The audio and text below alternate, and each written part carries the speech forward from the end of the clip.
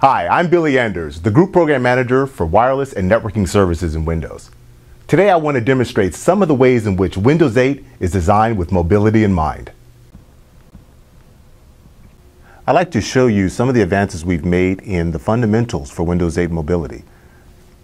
This first scenario I'm going to show you is Instant Reconnect. Here you see I'm connected to Work Router, that's the name of the wireless network, and I'm going to go into Desktop and run a very simple script that we have that simply puts the machine into standby, and then I'll resume it. Great, now the machine's in standby. So we're simulating going between two different networks, and so we've taken down the Work Router network and we brought up the home network. This simply simulates going between two different networks. Next, I'm going to resume the machine.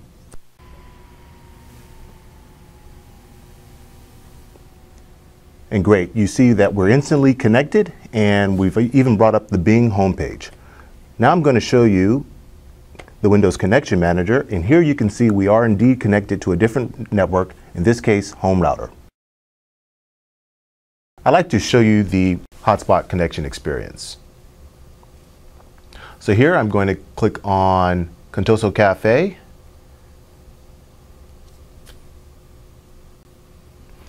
And as you see, Windows 8 notices that this hotspot is using a captive portal. And here I'll just go ahead and enter my credentials.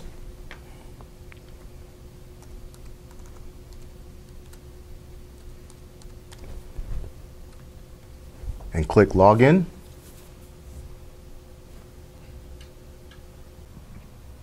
And now I'm connected.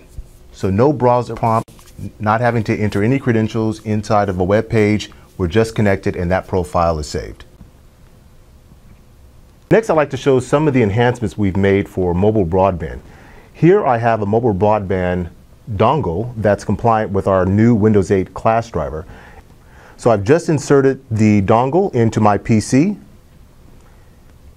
and it's going to take a few seconds for the mobile broadband class driver to get loaded and for us to get connected for the first time. So now you can see the interface is coming up. Now you can see that the SIM is understood to be AT&T SIM, and we are connecting for the first time. And soon you'll see we're connected. So great, so now you see that the SIM was recognized as AT&T and we automatically connected.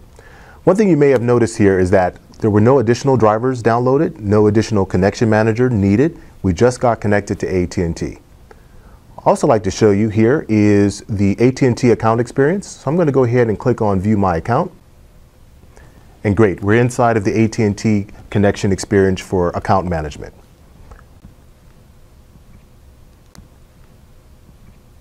Great, now I'm going to show an internally developed application we have that uses our cost-aware APIs.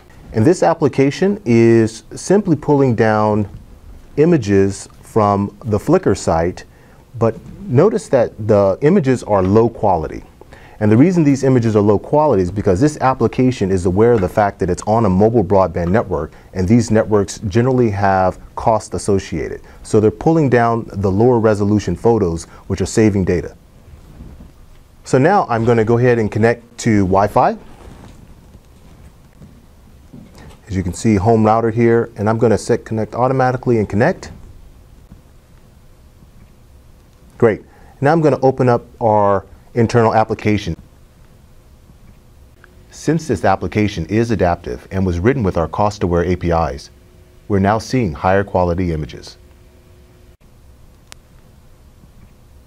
I'm disconnecting from Wi-Fi, and here Windows 8 automatically connects us to mobile broadband. Windows 8 also shows us at a glance our current data usage for each network. And if you refer to our blog posts, you'll notice that we talk about that Windows is aware of the costs associated with the network, and Windows Update will defer non-critical updates for a later time and when you're connected to Wi-Fi. But if you wanted more information about particular applications on your system and how they're using your network, here we have Windows Task Manager. And if you go over to the App History tab of Task Manager, you can easily see how much data each individual application has consumed of that network. And we also break out the metered network so you can see how much it's consumed of your more costly mobile broadband networks. I've just shown you a few of the ways in which we've architected Windows 8 for mobility with new and enhanced Wi-Fi and mobile broadband experiences. We look forward to you experiencing Windows 8 and these new features for yourself.